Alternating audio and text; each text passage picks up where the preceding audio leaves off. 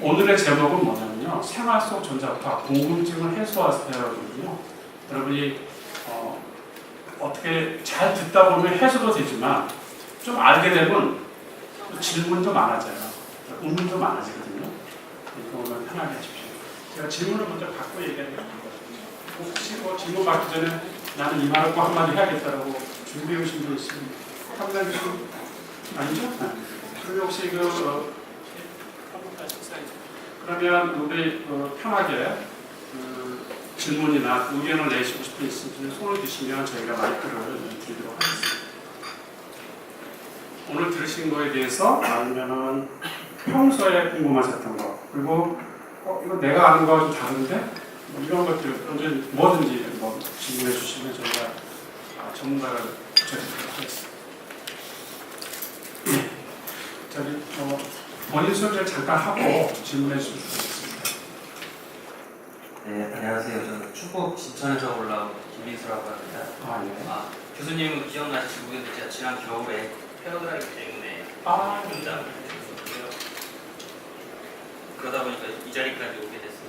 저는 두 가지 질문을 좀 드리고 싶은데 저는 이런 게 처음이고 그리고 전자파에 대해서 막연히 이런 전단을 보게 되었는데 오늘 듣다 보니까 궁금증이 생겼습니다. 그 부분을 좀 질문을 좀 드리고 싶은데 처음으로 하미나 교수님께 질문을 드리고 싶고요.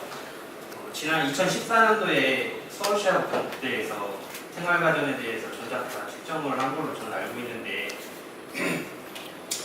오늘 강의를 듣다 보니까 주로 RF 쪽으로만 말씀을 주시고 생활가전 60Hz의 대역에 대한 역학조사는 아직은 없는 것 같아요. 그래서 그런 부분들에 대해서 저는 그 발표 결과를 보고 페어드라이브가 전자레인지만큼 전자파가 발생되고 있다는 걸 좀 충격을 받고 그래서 제가 딸을 둘의 아들 하나, 세 자녀의 아빠인데 딸아이가 못 쓰고 있는 상황이었었는데 그런 부분에 대한 실질적으로 정말 소비자들이 느끼는 그런 불안감을 해소할 수 있는 그 연구를 좀 해주실 수 있는 방법이 있으신지 그거 하나 궁금하고요. 그리고 신영진 전파연구원님께 질문은 아까 말씀하셨듯이 전기 배트나 이런 부분에 대해서는 지금 자기장에 대해서 규제를 하시는 것 같아요. 2014년대에도 미래부에서 생활가전 10대 제품에 대해서 전자파 규제를 시작한다고 저는 들었었는데 지금 그 부분이 전혀 진행이 안 되고 있는 것 같아요. 그래서 그런 부분에 그 법적인 규제나 이런 진행 사항이 있으신지 좀 궁금합니다. 예, 감사합니다. 지금 생각이 나네요. 우리 지금 사업 잘 되세요? 만들고 있습니다. 그래요? 저한테 연락해서 오셨는데 헤어드라이어가 굉장히 전자파가 많이 나와요. 많이 나오는 것 중에 하나가 이제 헤어드라이어인데 그거를 획기적으로 저감할 수 있는 그걸 이렇게 만드셔서 그걸 제품화하겠다 그렇게 했는데 6개월 만에 다시 뵀네요. 자 그러면 저 질문은 그냥 하미나 교수님 역학하시는 분이니까 같은 단국대라도 하시는 분이 달라가지고 역학 ELF에 대한 역학을 에 대한 얘기 잠깐 해주시면 어떨까요? 네, 사실 저는 이제 ELF에 대해서는 이제 연구를 많이 하지 않았어요. 왜냐면 아시다시피 오늘 주최를 하시는 전파연구원은 ELF는 안 다루시죠.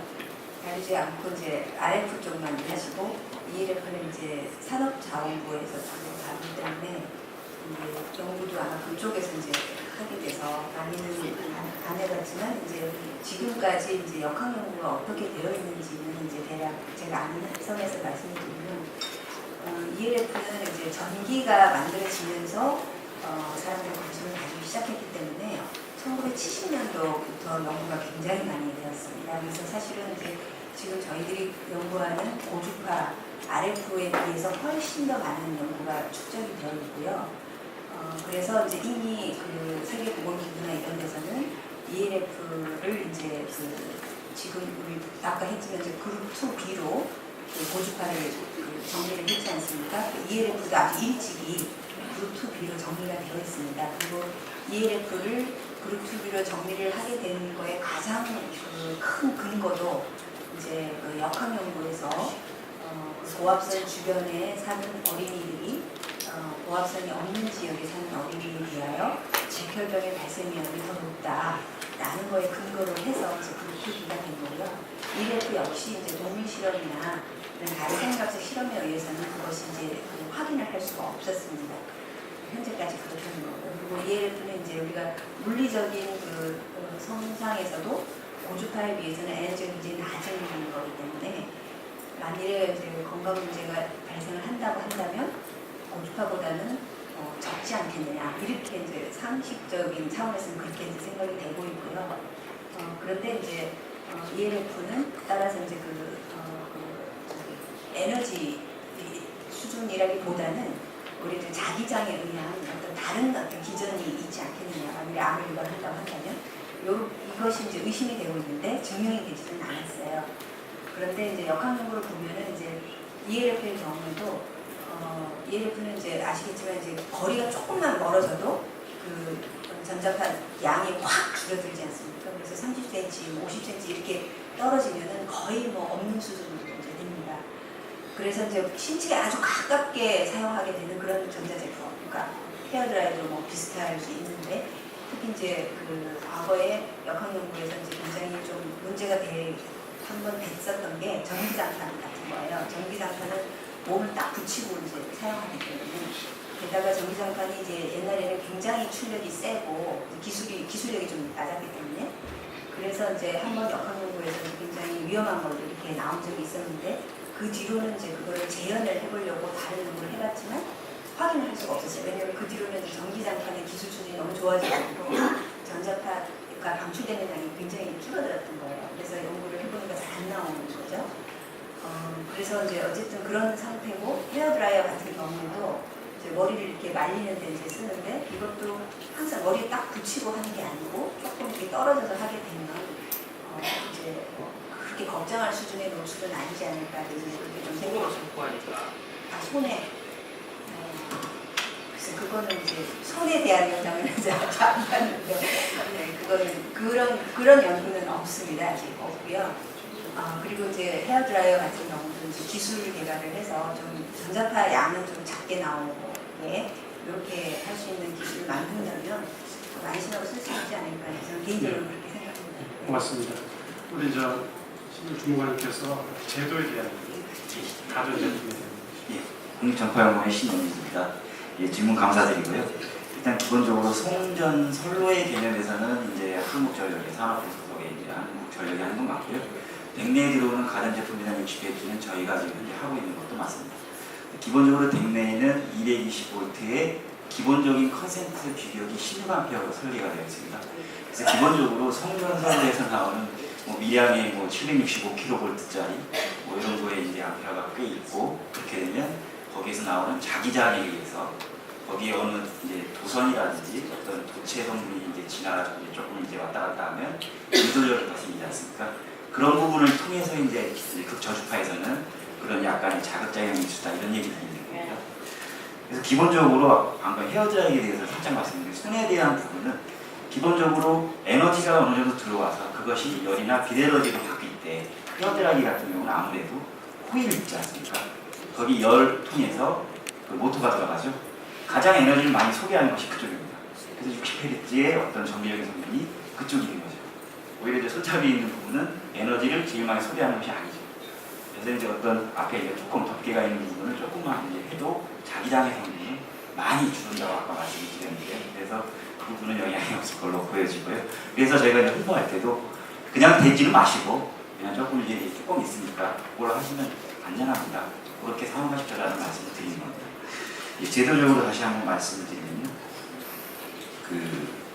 실제 2014년도에 가전제품에 대해서 기본적으로 가전제품은 2012년도에 저희가 전자파 적합성이라고 하는 EMC를 이제 웬만한 전기 전자 부품들을 사용하는 정확히 말씀드려서 9kHz 이상의 클락 주파수를 사용하는 기기들에 대해서는 EMC라고 하는 걸 강제적으로 시켰습니다. 이건 물론 전자 제품에 대한 서로 간의 영향적인 부분이었지만 이렇게 함으로써 아까 말씀드린 뭐 기본적으로 가전제품 1, 2가까지 뭐 이렇게 거의 스캔을 해가지고 거기에서 웬만한 것들을 나오는 것들을 다 규제를 하고 있습니다. 아주 강하게 규제를 하고 있는 거죠.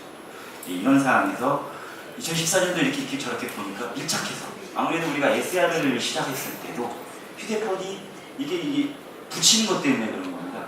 실제 여기 시험을 해보면 이게 누르는 거하고 그냥 이렇게 대사하는 거하고 이것도 차이가 왔어요.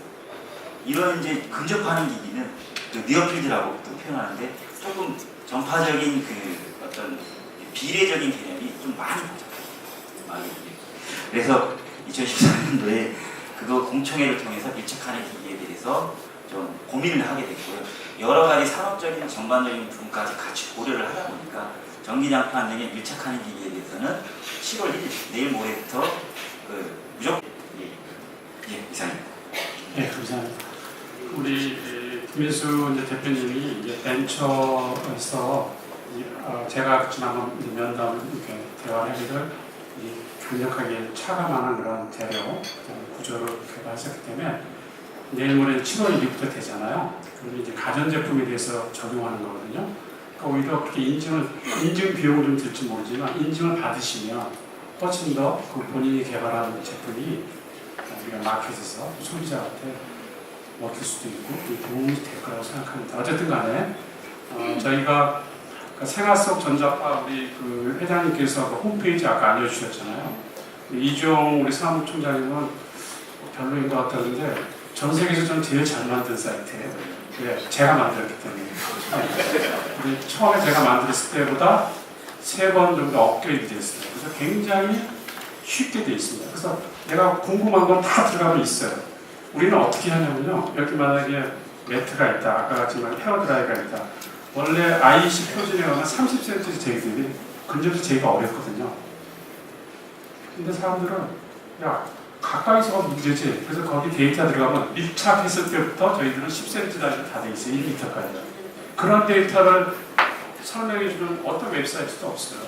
그러니까 좀 굉장히 공을 들여서 해놓은 사이트거든요. 그래서 들어가서 모든 아까 52개 가전제품도 제일 많이 쓰는 거 다 나와 있으니까 한번 보시고요. 일단은 저희가 나름대로의 정보는 우리나라 것만 제작해 놓으니까 안 믿어요. 우리나라에서도 안 믿어요. 전 세계 다른 데서 측정한 것들 같이 다 붙여놨으니까 비교해 보시고요. 그래서 가전제품에 대한 것들은 거기 가면 데이터를 얻을 수 있다. 그렇게 말씀드릴게요. 또 우리 질문하실 분 있으시면 또 얘기하고 싶은 분 계신가요? 우리 어머니 좀 많이 오신 여기 소개 좀 하시고요. 안녕하세요. 저는 마이크를 넓어서 송파구에서 조제국이라고 합니다. 저는 제가 여기 오게 된 계기는 사실은 전자기파라고는 막연하게만 알고 있었는데 저희 연로하신 부모님이 오늘 저도 그걸 아는데 전자기파 광인반이라고 하죠. 그거를 좀 알고 계시더라고요.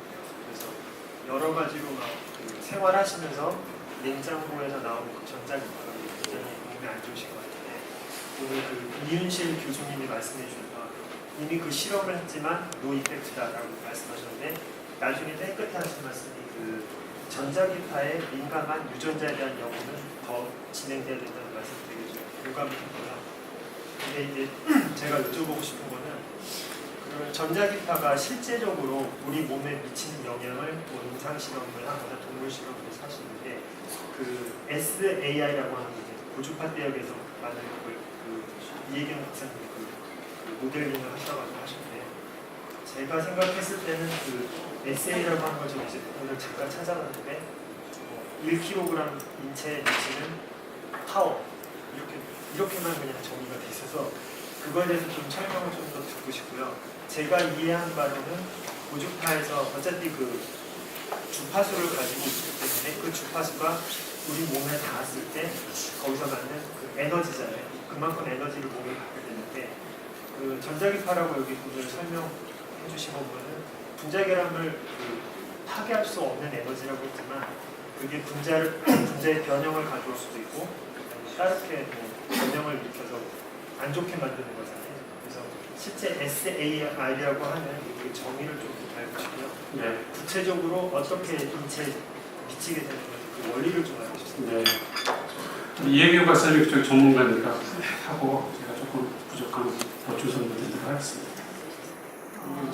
일단 그 주파수에 따라서 이제 그 에너지의 강도를 아까 이준식 교수님이 언급하셨는데 그거는 이제 어떤 이온화가 됐느냐 안 됐느냐 원자 결합을 끊느냐 안 끊느냐의 문제인데 주파수가 높아지면 에너지의 수준이 높아지거든요. 그 결합을 끊을 만한 이제 에너지 수준은 높아지는데 그래서 확실하게 끊을 수 있다고 우리가 과학적으로 입증된 주파수는 방사선 주파수예요. 굉장히 높은 주파수, 엑스레이나 뭐 이런 쪽이고, 그리고 이제 그 밑에 주파수가 이제 빛에너지, 우리가 흔히 식물이 광합성하는 그 주파수 대역은 약간의 역이를 시키는 정도의 에너지를 가지고 있어요. 그러니까 끊지는 못하고.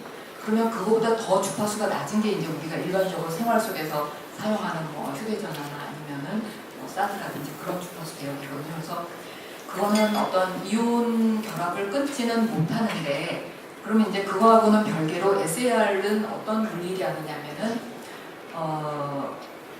그 어떤 수식적인 그 얘기를 자세히는 못하지만 실제로 어떤 물리적인 개념을 얘기하면 생체 조직은 아까 어느 분이 말씀하셨듯이 이제 물 수분을 이제 함유하고 있고 그러다 보니까 이제 저항 성분을 가지고 있게 되거든요. 우리가 전자레인지에 전자파를 이제 전자레인지를 가동을 하게 되면 음식이 이제 열이 나면서 익게 되죠. 그건 이제 어떤 분자적인 변화를 가져오는 건데 그렇다고 해서 이온화 원자 자체가 이온화가 되는 거는 아니거든요. 그러면 이제 우리가 처음 이제 딱 직관적으로 봤을 때 전자파가 흡수되게 되면 온도가 올라가는구나. 그건 이제 우리가 쉽게 알 수가 있죠. 그래서 SAR이라는 거는 어떤 그 조직, 그 물질 안에 흡수된 전력이에요. 걔는 그 소실돼서 없어지는 거죠.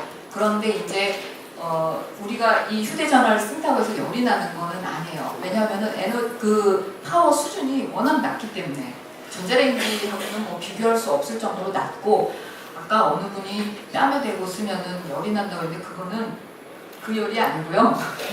배터리 때문에 나는 열일 가능성이 굉장히 높고요. 저희가 실험을 하거나 시뮬레이션을 해보면은 휴대전화 최대 출력의 높음에도 0.1도가 올라갈랑 말랑한 정도거든요. 그것도 뺨 표면에서. 그러면은 이제 우리가 보통 뭐 아까 한민아 교수님 발표하셨던 그런 뇌종양 위험성 이거는 피부 표면을 뚫고 그 피부 표면 안에 지방 성분을 또 지나서 근육을 지나서 두개골을 지나서 또 이제 뇌라는 거는 그냥 또 두개골 안에 바짝 붙어 있지가 않거든요. 이렇게 그 뭐라 하죠? CSF라고 해서 뇌 청수액에 약간 떠 있어요. 그러니까 그러한 물질들을 다 지나서 들어가게 되면 굉장히 감소하게 되거든요. 그래서 그 SAR을 주파수 대역에서도 이제 특성들을 살펴보면은 주파수가 올라갈수록 이제 우리 이 휴대전화도 그동안에 뭐 2G, 3G, 4G 하고 이제 굉장히 제너레이션이 이제 계속 발전해가면 이제 5G까지 얘기를 하고 있잖아요. 근데 그 제너레이션을 거듭하면 거듭할수록 주파수도 달라지고 뭐 하여튼 대역폭도 달라지고 한데 일단은 주파수가 대체로 올라가는 경향이 있어요. 지금 이제 과거에 이제 2G 우리 셀룰라 그래가지고 예전에 이 안테나 뽑았을 때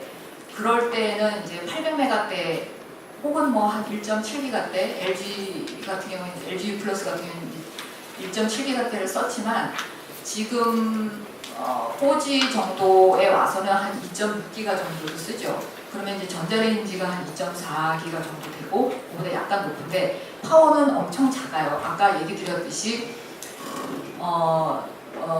파워는 지금 대체적으로 최대 출력에 놓고 이제 그 SAR을 휴대전화에 대해서 SAR 적합성 시험을 하거든요. 왜냐하면 최악의 경우에도 이 휴대전화는 기준치를 만족해야 되기 때문에 그렇게 시험을 하고 있는데 그 최대 출력에서도 점차 낮아지는 경향을 보이는 데다가 그건 이제 뭐 휴대전화를 잘 설계하고 뭐 이런 것도 있고 환경적으로 봤을 때에도 저희가 이제 2015년에 그 차량 서울 시내를 다 훑었어요. 그러니까 평균적인 2015년 당시에 평균적인 그 이 휴대전화 출력을 알아보기 위해서 왜냐하면 최대 출력을 쓰는 게 아니기 때문에 실제 환경에서는 뭐 기지국하고의 거리라든지 내가 어떤 사용 상태를 가지고 쓰느냐에 따라서 굉장히 많은 변수들을 갖고 있기 때문에 촬영을 통해서 휴대전화 8대를 가지고 지금 거의 끊기고 있는 그 2G부터 지금 사용률이 점점 증가하고 있는 4G까지 다 측정을 했는데 그 기술에 따라서 약간의 차이는 있지만 거의 최대 출력이 한 250분의 1 정도의 출력을 가지고 있어요. 그러니까 적합성 시험 한 SAR보다 250분의 1 정도가 되겠죠. 그래서 굉장히 낮은 레벨인데다가 주파수가 올라간다고 아까 말씀드렸잖아요. 그 기술이 발전하면서. 그래서 5G 같은 경우에는 뭐 주파수가 높을 때 뭐 한 28기가 정도까지 지금 이제 쓰려고 한다는 얘기를 이제 듣고 있는데, 그렇게 되면은 전자파가 깊이 침투하지를 못해요. 그러니까 뇌에서 거의 뇌까지는 도달하기 전에 감쇄가 금방 된다는 얘기죠. 그러니까 예전에 800메가보다는 기가대로 가면서 더 깊이 침투하지 못하고 거의 표면에 머무는 경향이 있거든요. 그래서 그런 거를 생각한다면 제 생각에는 지금 추세로 봐서는 뇌에 흡수되는 양은 대체로 감소하지 않을까. 주파수가 물리적으로, 실제 물리적으로 주파수가 증가하면 침투 깊이도 얕아지고, 그래서 깊이 들어가지 못하는 데다가 기술이 발전되면서 저감 기술이라던가 여러 가지 기술 발전에 의해서 뇌에 흡수되는 양이 점차 적어질 것이고, 그거는 온도가 올라갈 정도의 에너지 흡수가 일어나지 않는다. 특히 뇌에는. 예. 네, 그렇게 말씀드리죠. 예. 다른 아까 질문의 시작은 냉장고로 시작했거든요. 냉장고는 가전 제품이고요. 그러다가 이제 쌀로 갔어요. 쌀은 가전 제품에는 관여 안 하고요. 주파수가 높은 경우인데 쌀 SAR이라는 것은 전자파 흡수율이에요. 흡수율인데 그게 최대로 지금 휴대폰에서 쓰는 게 200mW인데요. 그렇게 했을 때 이제 그 값을 넘으면 안 되는데, 아까 이혜경 박사님 말씀은 실제로 필드에서 측정을 해보면 최대로 쓰는 경우, 최대로 쓰면 아마 1시간도 못 쓸 거예요. 2시간도. 그러니까 우리가 또 하루 종일 쓰잖아요. 그래서 실제로는 더 약하더라라는 건데, 그렇다고 해서 안전하냐? 그 얘기를 저희는 하는 건 아니에요. 저희는 수치적으로 값이 낮고 주파수가 올라갈수록 표면에서만 소모가 돼, 에너지가요. 깊이 들어가지 못하니까 주파수. 그래서 물리적인 얘기를 한 거고요. 아까 이오나이징과 넌 이오나이징을 얘기했는데, 엑스레이는 에너지가 확실하게 커서 이온을 분리시켜요. 그 분리된 이온이 재작용은 관계없어요. 다른 데 가서 붙으면 다른 암이나 질병을 일으킬 가능성이 많아요. 그래서 엑스레이는 강력하게 규제해요. 아시잖아요. 엑스레이 강력하게 규제하는 거. 근데 햇빛 이하는 넌 이오나이징에서 절대 물리적으로 에너지가 이온을 깨지 못해요. 이온을 깨지 못하지만 열은 나요. 아까 말씀하신 대로. 그러니까 열이 나면서 우리가 온도가 1도 올라가면 헤어제 먹고 막 그러잖아요. 온도를 낮추잖아요. 그런 것처럼 우리가 온도가 올라가는 것에 대해서는 안 되기 때문에 최소한 1도 이상 올라가면 안 된다라는 기준을 잡고, 거기서부터 50분의 1 값을 지금 기준으로 잡은 거고요. 그 50분의 1 값에 지금 한 250분의 1이라고 했으니까 값이 자체는 작다. 그렇지만 nobody know. 그러니까 장기가 쓸 경우 어떻게 될지 모르잖아요. 그러니까 우리가 조심하는 거다 그런 거지, 뭐 안전하다 그 얘기를 하는 건 아니고 수치적으로는 굉장히 낮다. 그 말씀을 드립니다. 또 다른 질문 있으신가요? 네, 우리 이수 잠깐.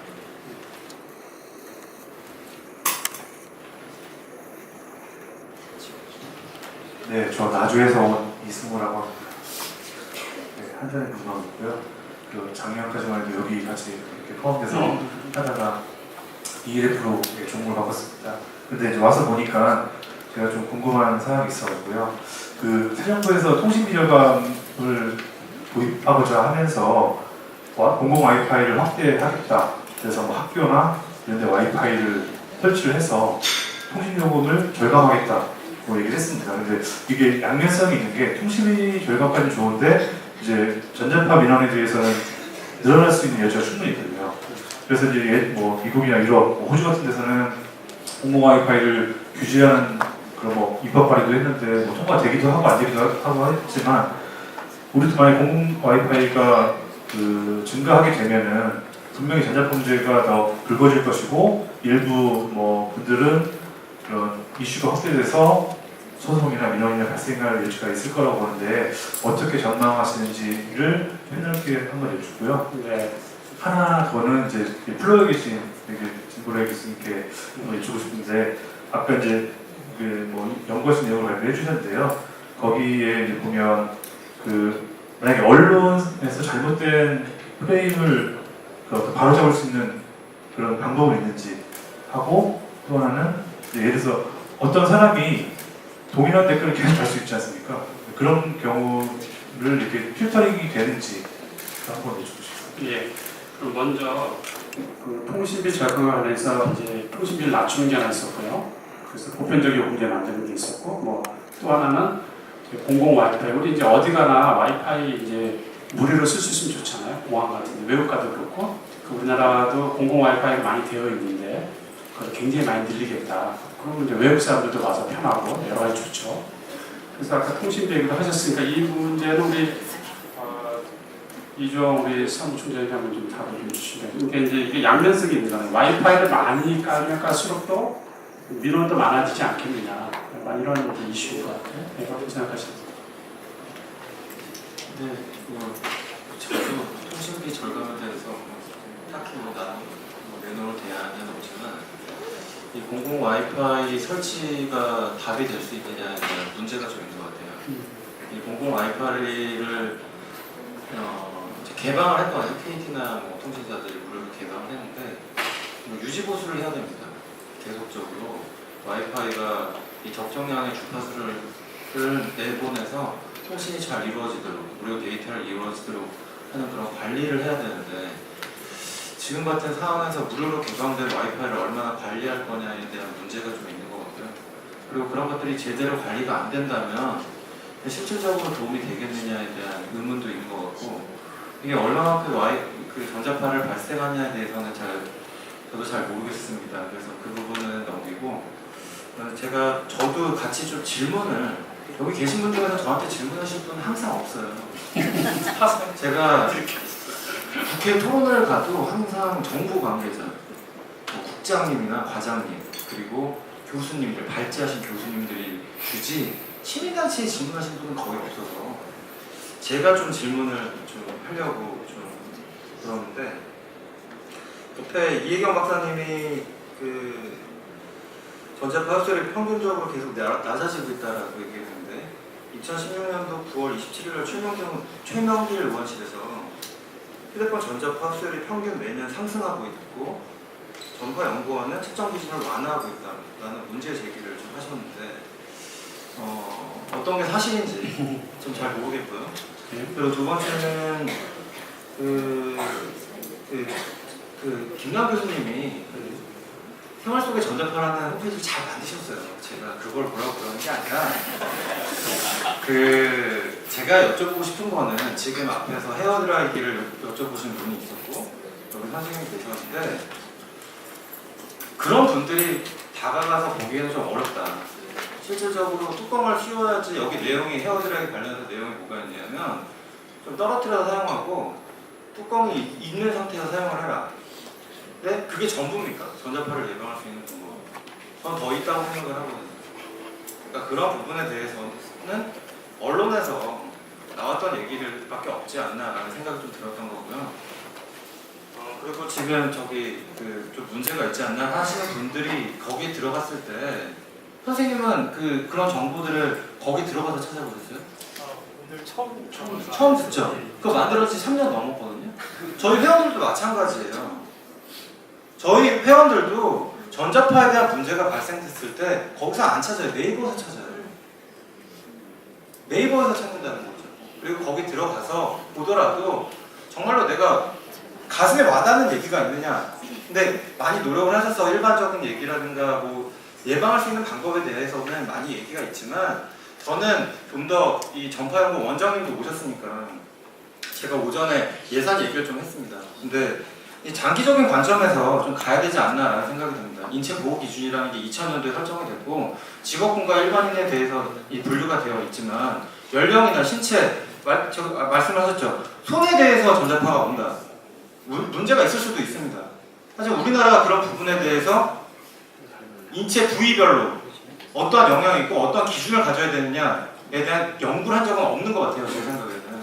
그래서 그런 부분도 이제 시기적으로 그런 부분 문제 제기가 상당히 많은 것처럼 사회적 갈등이 지금 발생되는 것처럼 장기적인 관점에서 연령별, 영유아는 어떻게 관리할 것이며 신체적으로 이 손에 이거 드라이기를 주면 얼마나 문제 있는지 생식기에 또 김남 교수님 말씀하셔서 얼마나 문제가 있는지에 대한 장기적인 관점에서 그런 부분을 고려해서 기준을 좀 더 세밀하게 설정해야 될 필요가 있지 않나. 뭐 내년 당장 하라는 그런 뜻이 아니라 그런 부분이 좀 필요하다고 생각이 들고 김삼마 의원이 선로를 지중화했을 경우에 전자파가 더 위험성이 커진다라고 이제 발표를 하셨는데 저는 모르겠어요. 저는 지중화를 해야지 전자파가 감소된다고 얘기를 들었는데 그런 부분에 대해서도 전자파 갈등을 해소하기 위한 이 선로라든가 그리고 지금 그 기지국도 뭐 법이 바뀌어서 만들 때 뭐 안 보이도록 예술물처럼 이렇게 만들도록 하는 그런 법률이 지금 나온 걸로 제가 알고 있거든요.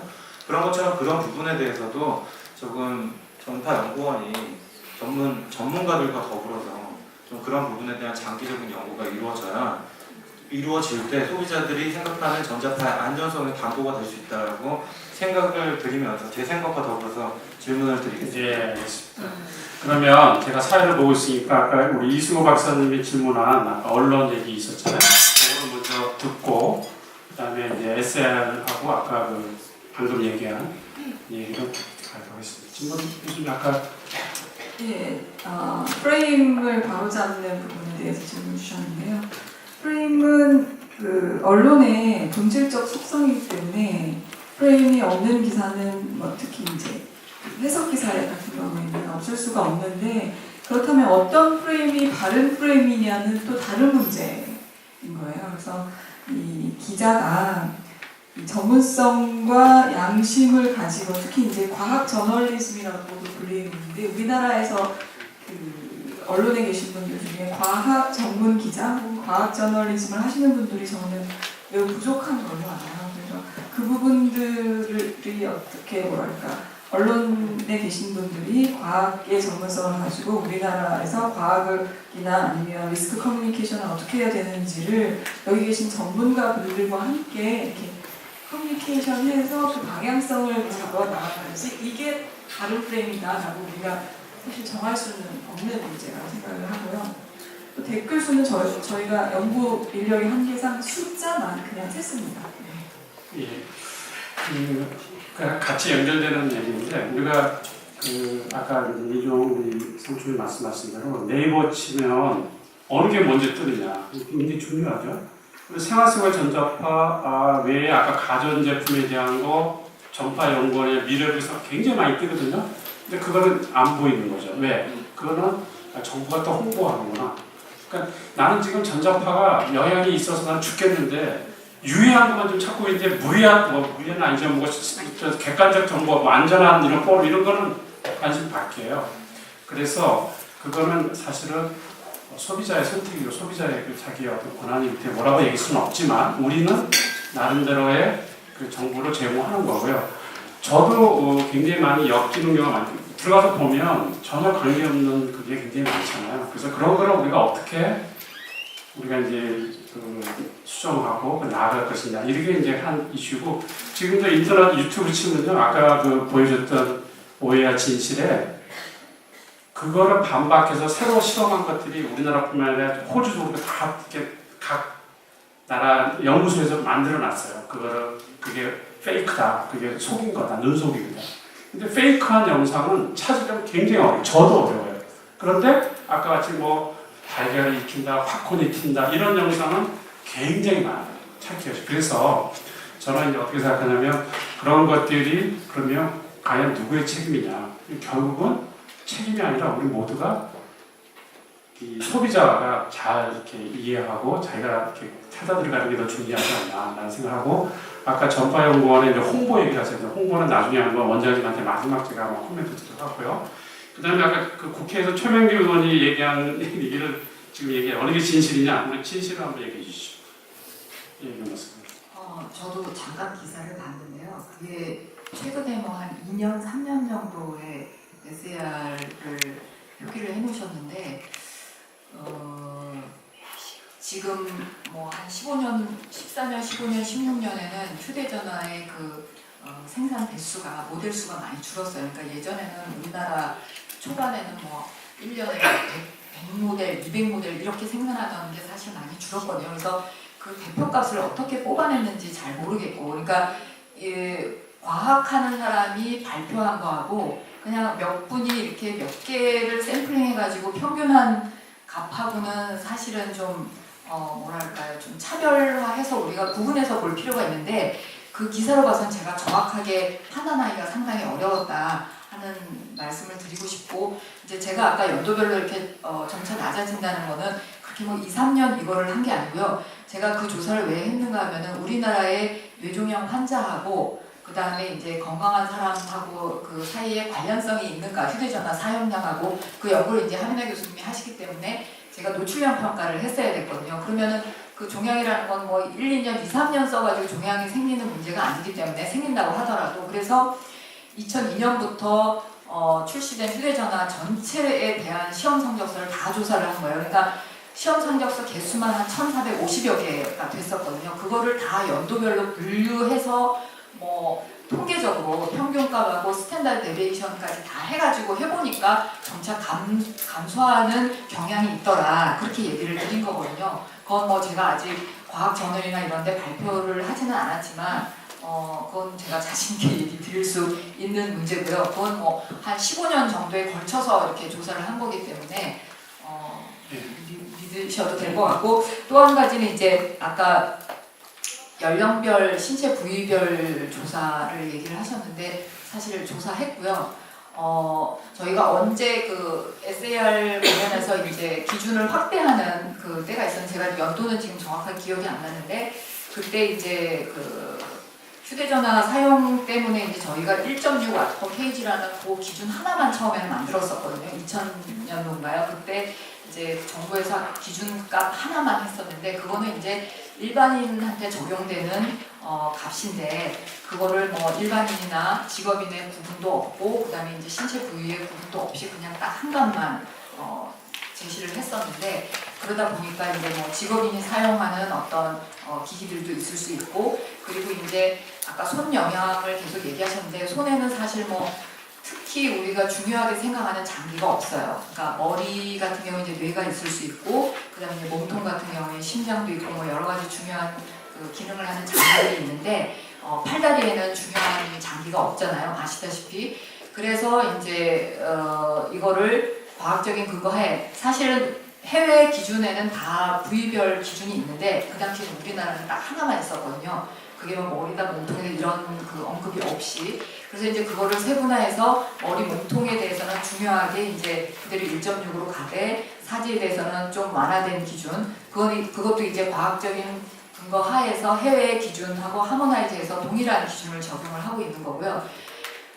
그래서 이제 우리나라에도 기준은 있다. 그리고 그다음에 이제 어린이 문제, 어린이 모델을 이제 애트리에서 개발을 했었어요. 2000년대 후반에 실제 이제 어린이의 영상, 의료 영상을 가지고 이제 어린이 모델을 만들고, 왜냐하면은 어린이는 아까 하민아 교수님이 언급하셨듯이 몸통에 비해서 머리가 크죠. 그러니까 태어나면서 머리는 거의 다 자라 있는 거예요.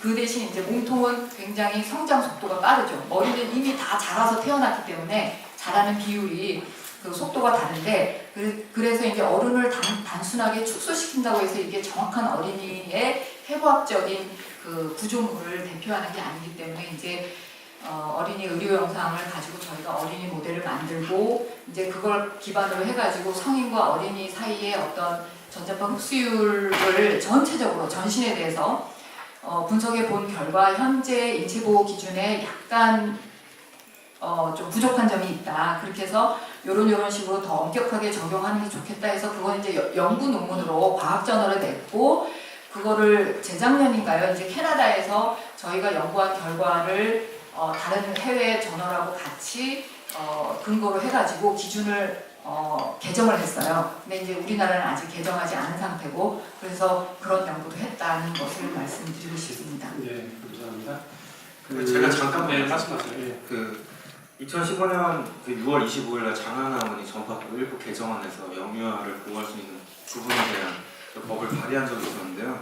지금 말씀하신 것처럼 그런 연구 자료가 있으니까 전파연구원에서 그런 부분도 고려해서 법으로서 좀 발전돼서 소비자들의 영유아들을 좀 보호할 수 있는 법이 좀 나왔으면 좋겠다는 바람을 좀 말씀을 드리고, 그리고 지금 전자파 감소하고 있다 그 얘기를 하신 건데, 근데 제가 아무리 봐도 그 최영길 의원실 자료를 아무리 봐도 제가 이거를 말씀을 드린 이유가 0.9에서 1 정도였는데 0.4 정도로 떨어졌다고 말씀을 하셨어요.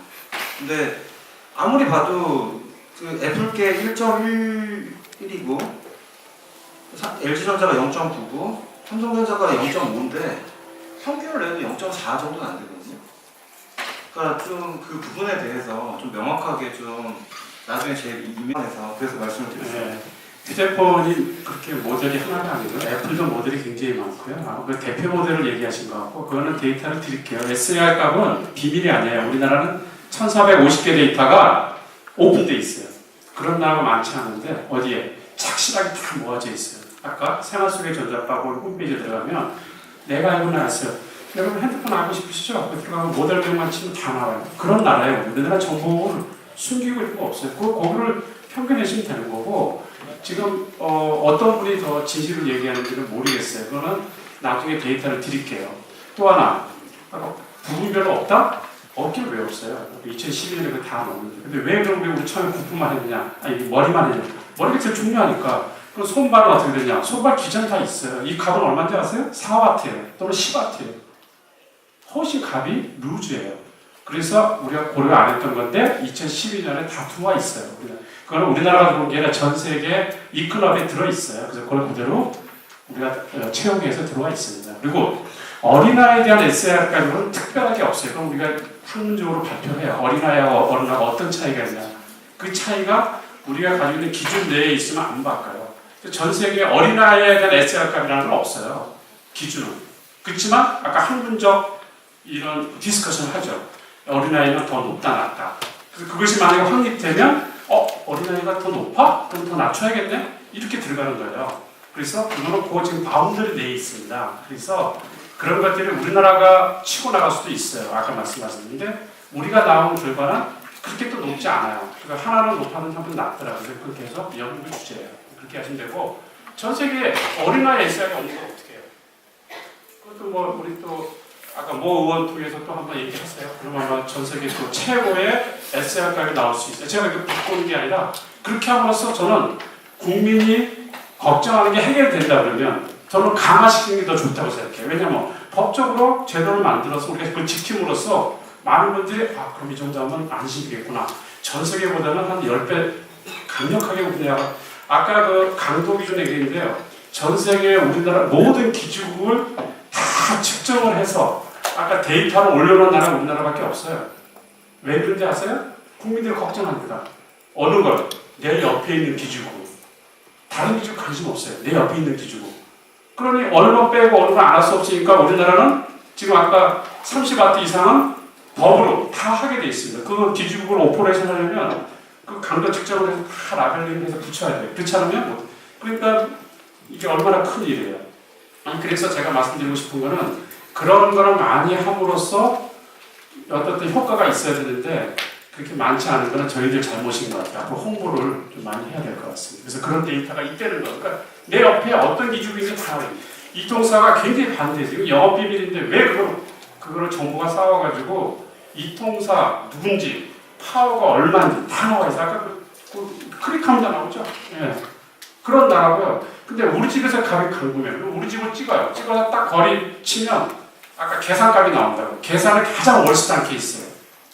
그렇죠. 계산을 가장 월스트한 그 이상은 절대 노출이 안 돼요. 그건 저희가 측정할 수없이 많이 있어요. 그러니까 그런 거를 제공하는 나라라서 제가 아까 마지막 자료 제가 못했는데 우리가 가장 선진국적인 그런 데이터를 해서 제공하는데 그런 것들이 아까 이렇게 일반 소비자들이 많이 모르고 있다. 왜 모르는지 아세요? 아까 같이 자기가 원치 않아. 그 데이터는 원치 않아요. 유해가 있다는 걸 나는 원해. 그래서 나는 왜 그런지 모르겠어요. 그래서 그거는 우리 어머니 중앙에서 노력을 하셔서 홍보 좀 해주시기 바랍니다. 말씀하시죠. 저는 이제 그냥 아무 얘기 안 하고 시간을 좀 맞춰드릴까 했는데 마침 그 얘기가 나와서 근데 아까 말씀 중에 정말 노력하시고 진실을 얘기하시고 이거 저 믿고 있어요.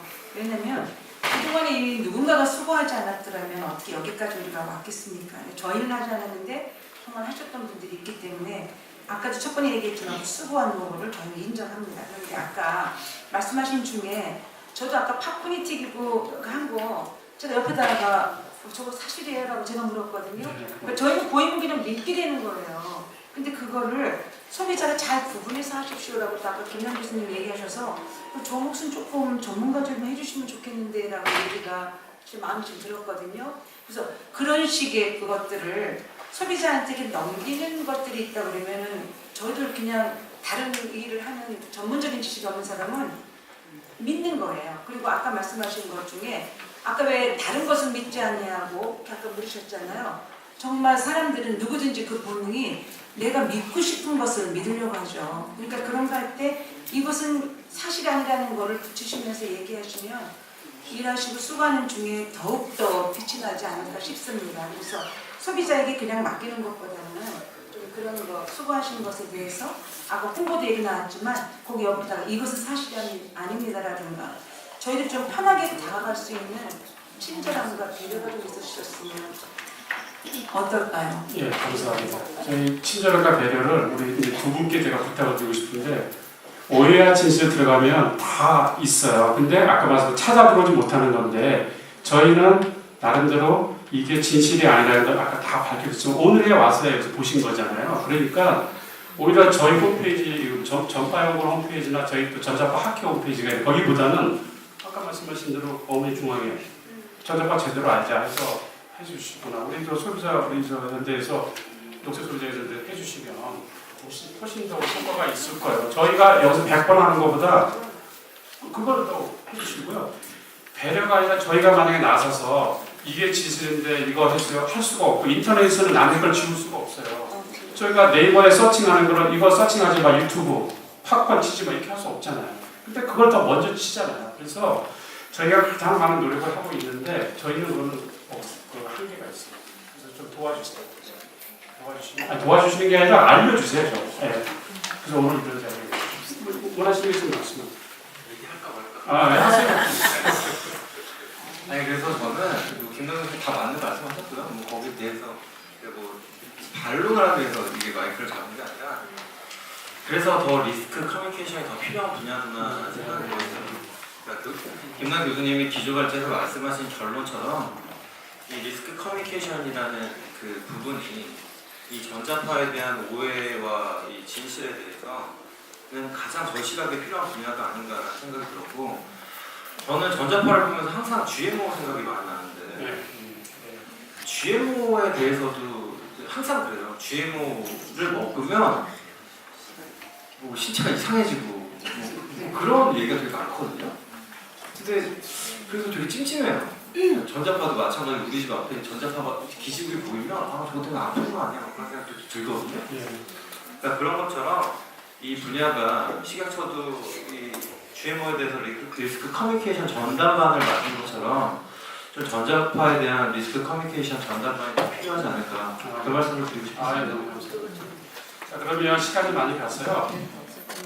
진 교수님 아까 뭐 보조 마무리하고 우리 원장님한테 제가 마무리 말씀하고 홍보 네. 하셔서 잠깐 이제 코멘트 하나 드리면 전자파나 GMO가 걱정돼서 검색하면 보통 자기의 이제 아까 자기가 보고 싶은 것만 본다고 말씀하셨듯이 자기의 이 상태를 확증해줄 수 있는 확증 편향이라고 하는데 자기의 걱정을 충족시켜주는 그 정보만 눈에 들어오거든요. 그렇기 때문에 국립전파연구원 생활 속 전자파 같이 그 재미없는 제목의 그 링크는 클릭을 잘 안 하게 된단 말이에요. 그래서 그 생활 속 전자파 사이트도 이렇게 낚시하는 법을 좀 배우셔가지고 그거를 진 교수님이 좀 자문 좀 해주세요. 전자파로 팝콘이 튀겨주는 줄 알았지? 이렇게 알겠습니다. 이런 전략을 좀 써보시면 어떨까 싶습니다. 고맙습니다. 저기 우리 원장님 마지막 말씀하신 그래서 꼭 한번 얘기하겠다. 우리 저쪽 여기 장기는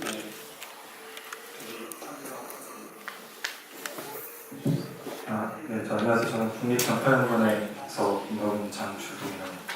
저는 이제 신현상하고 같이 근무를 하고 있고요. 저희의 묘는 그 전자파 SAR 측정 방법과 그 규제 같은 것들을 연구를 하고 있습니다. 그래서 아까 말씀하셨던 것 중에 그 전파 흡수 측정 방법을 국립전파연구에서 측정 방법을 완화하고 있다라는 거를 제가 얼핏 들어서 그거에 대해서 간단히 좀 말씀을 드리겠습니다.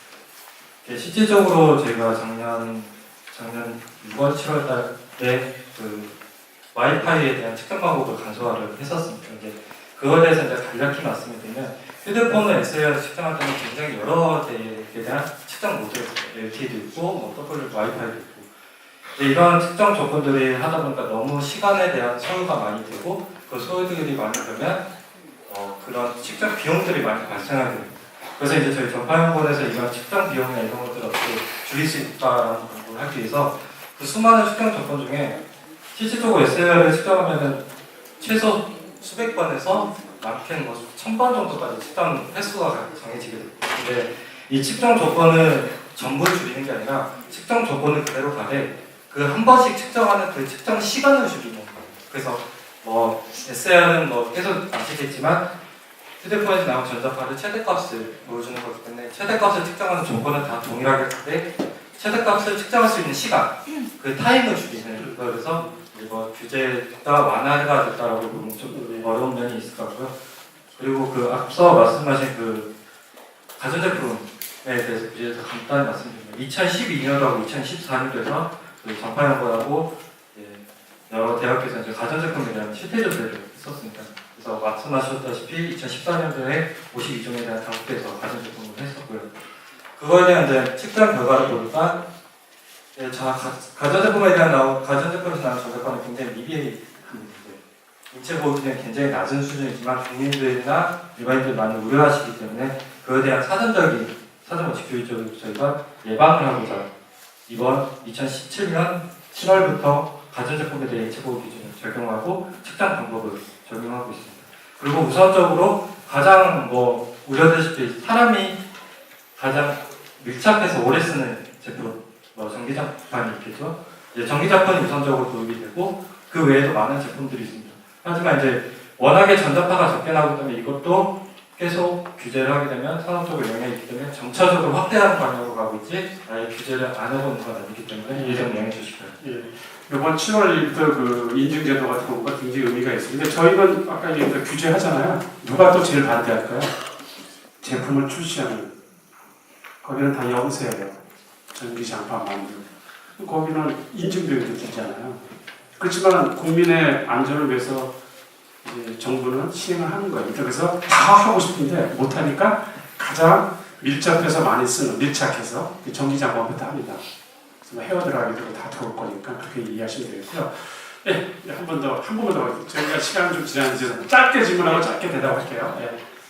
짧게 질문드리겠습니다. 저는 한국조명연구원에서 온 이태원 센터장이라고 합니다. 지금 현재 LED 조명 관련해서 전자파 측정 시험을 이제 하고 있는데요. 내년도에는 이제 10m 챔버로 이제 크게 저희들이 이제 인증받아서 할 계획인데 시험 방법 지금 말씀하셨으니까 좀 말씀드리면은 지금 LED 조명만 보더라도 굉장히 ICT, IoT 융복합 제품들이 많이 나오고 있습니다. 조명뿐이 아니라 일반 가전제품도 이제 융복합 제품들이 많이 나오는데 그 시험 방법을 보면 LED 조명 같은 경우는 일부 시험은 아직도 형광등 기준에 머물러 있는 것들이 좀 있습니다. 그래서 물론 이제 국제 표준하고 이제 부합을 해야 되기 때문에 좀 시간이 걸리는 건 제가 이해를 합니다만 그런 이런 융복한 제품들이 계속 이렇게 자꾸 나오는데 소비자 안전을 위해서는 저희들이 한국형이라도 시험 방법에 대해서 빠른 개정이 필요하지 않을까 이런 생각을 하는데 거기에 대해서 어떻게 생각하시는지 우리 신영님 우리 신중만님이라고 정성 후보가 얘기했습니다. 혹시 더 많이 아실 텐데요. 저는 간단히 말씀드릴 수 있는데 장윤영 변호사님. 융복합 제품, 신제품에 대해서 어떻게 지금 준비를 하고 있냐. LED 조명.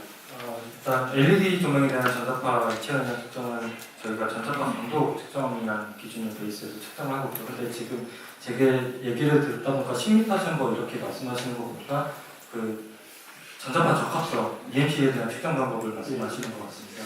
그러면 EMC에 대해서 제가 잠시만 말씀드리겠습니다. 지금 기존의 그 시스터 15, KN15로 적용해서 제가 하는 걸로 알고 있고요.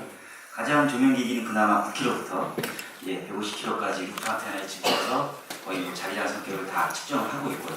이런 부분에 대한 이제 하모나이제이션 스탠다드에 대한 개념을 저희가 많이 도입해서 하고 있는데, 결국은 이 부분은 FTA, MR에 연관된 부분도 좀 많고요. 그래서 결국은 국제 표준하고 조화를 이루면서 갈 수밖에 없는 그런 부분도 좀 고려를 해주셨으면 감사하겠습니다. 각 제품, 신제품에 대해서 저희가 계속 하고 있으니까 전파 연구를 하시면 거기서 이제 시험 방법도 서로 만들고 합니다. 그 다음에 또 마지막 없으시면 저희가 시간이 많이 들어서 죄송합니다. 마지막 우리 이제 이 안전 포럼을 또 이렇게 주최하시고 또 이렇게 또 아침에 개사도 해주신 유대성 원장님께 마지막 멘트 끝맺는 말씀 좀 부탁드리고 싶습니다. 예, 우선 이렇게 1시간 정도가 예정된 시간보다도 길어졌는데, 그런데도 불구하고 자리를 꿋꿋하게 지켜주시면서 관심을 보여주신 데 대해서 감사드립니다. 발표하고 토론해 주신 분들께도 감사드립니다. 제가 말씀드릴 수 있는 건 아마 우리 임태수 회장님하고 이중 총장님께서 다 해주신 것 같습니다.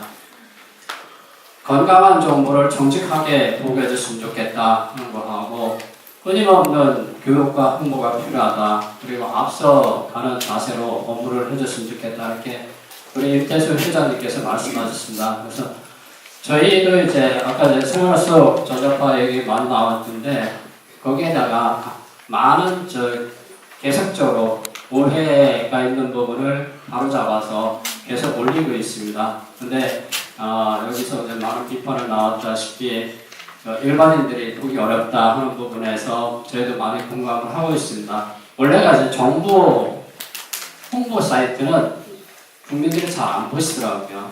그런 한계가 있습니다. 그래서 저희도 그런 한계를 벗어나고자 이렇게 찾아가는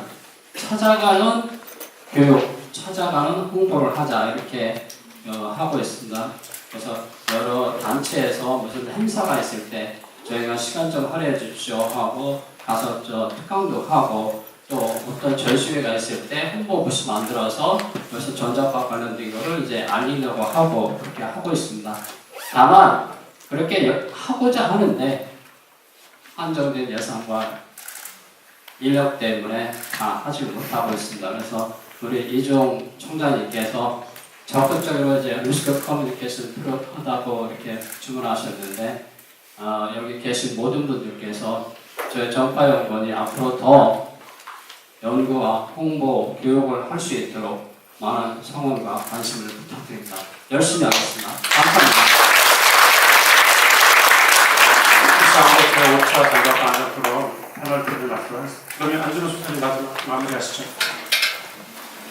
뭐 장시간 이렇게 참석해 주시고 좋은 고마운 시간 내주셔서 감사합니다. 그리고 발표해 주신 여러분들, 그리고 패널로 수고해 주신 분들, 그리고 특히 시민단체에서 오신 두 분 너무 감사합니다.